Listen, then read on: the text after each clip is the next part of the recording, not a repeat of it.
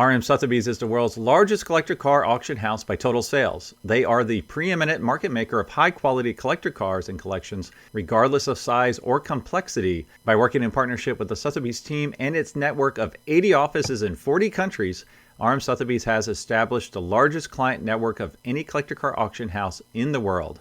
Join the RM Sotheby's family by connecting with one of their car specialists at rmsotheby's.com or contact me directly at GStanley at rmsotheby's.com. LLC TLC is here to save you money on all of your vehicle purchases. LLC TLC will permanently register your classic cars in Montana to avoid any annual renewal fees. As your registered agent, they will handle everything for you so you never have to step foot in Montana. And as a listener of this podcast, LLC TLC is offering 30% off your entire package. Simply go to llctlc.com/classic or mention this podcast when you contact LLC TLC directly. Okay. All right. So I am really excited about this. So I have Christy with Crash Jewelry. So tell us a little bit about your business. I am fascinated because I've been coming here for like 4 years and I love the work you're doing. Oh, thanks. Thanks so much. Yeah, so it's called Crash Jewelry because I am in a body shop. That's where my studio is. Oh, okay. It's in my husband's body shop, and they work on high-end luxury cars, late model. So my studio's there when say a Bentley comes in and they replace the fender. Instead of throwing away the old fender, I will take it and upcycle it. And the whole goal of my jewelry is that everything is original factory paint. So for example... Oh, original factory paint, okay. Yeah. So for example, you're looking at a 360 Challenge Stradale and Rosso Corsa. Yes. So, and it comes with, we engrave the name of the car on the inside. This one you can't see too well. Oh yeah, I can see it. And then it also comes with a really fun DMV registration card, where we list the name of the car, the model, the paint, any other information. So is this a factor of you're watching these rare parts of cars being recycled or thrown away, and you're like, yeah. Did the light bulb go off? Were you having a beer and you're like, hey, wait a second. What was that moment of what was that moment? Yeah, well, it's a couple things really.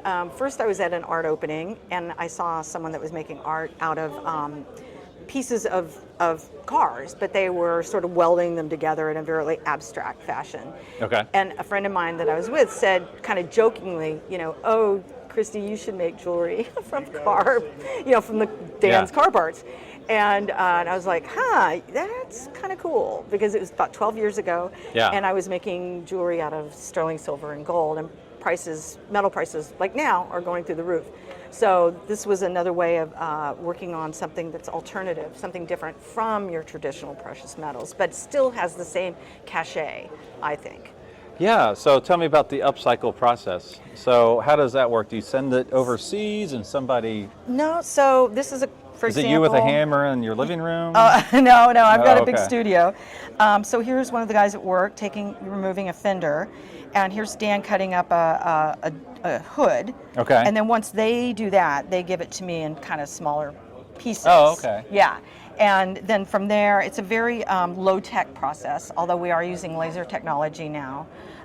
There's sort of an example over there. We'll go over there in a second. There's kind of where I was in... Okay. And so everything is made by hand. We use rivets because we can't use an open flame, as it'll destroy the paint. So, and so a lot of bedazzling going on here. I know that's not the right phrasing, but these guys. Is this look at these. Is this like what? This is the butterfly itself is hand cut with a jeweler's saw. Okay. It's cut from a panel of a 911. Okay. And the rhinestones we added after the fact. Yeah. So, and then we used a laser to engrave the details. I mean, that was actually before we put the rhinestones on. Sure, yeah. And then the little antennas are made from the wheel cover of a Mercedes G550. Okay. And then they're also acting as the necklace bail. So that's awesome. Yeah. And so you do, this is all, these little dog paws, these are all laser etched? These are all laser engraved. Engraved, okay. Yeah. And we so all of these designs are laser? Yeah. So the ones that you see that are more intricate are all laser engraved, and then these are not. And you do earrings? Earrings, necklaces, cufflinks. And you have them broken up by Like here's the Porsche. Yep, by Marx. And here's the Ferrari. We got Lamborghini. I noticed you have Tesla. Yes. We do. We're a Tesla certified shop as well. Okay. So we get a lot of Teslas in. Okay. And we're in LA, so. Sure. Yeah. Okay. Maserati. Now, do you find that they buy based on the color style, or they buy because it's a Lamborghini bracelet versus a Porsche bracelet? It depends. I mean, if they're a Porsche fan, they're going straight for the Porsche only. Yeah. Because they're really loyal to their brand. Some of the other brands, maybe not so much. Okay. But yeah. Now, what are the price points like? Like, does it matter on the car, or is it like it does? Okay. I mean, for example, McLaren is really hard to come by because they're mostly carbon fiber. Yeah. But I was able to get this McLaren, and that's Tokyo Cyan is the color. Yeah. And then that's another McLaren, and that's Volcano Yellow. And these are interesting. These are, we did them backwards, like we inverted them. So this is the original paint, and this is the primer. Oh, and then we okay. gave it this design, and then I made the setting out of turquoise. So we're able to do that. So that's a different sort of little departure. But the prices range from $80 for, you know, a narrow up to about $550. Okay. And What it- about yeah. a butterfly? Butterfly is about $250 to about $390, depending on the amount of work labor that's gone into Okay. it. And the butterflies are also pins, so you can wear them as a pin, like I'm wearing, or Okay. a necklace. So Oh wow. Okay. Very cool. So now you've been doing this for how many years?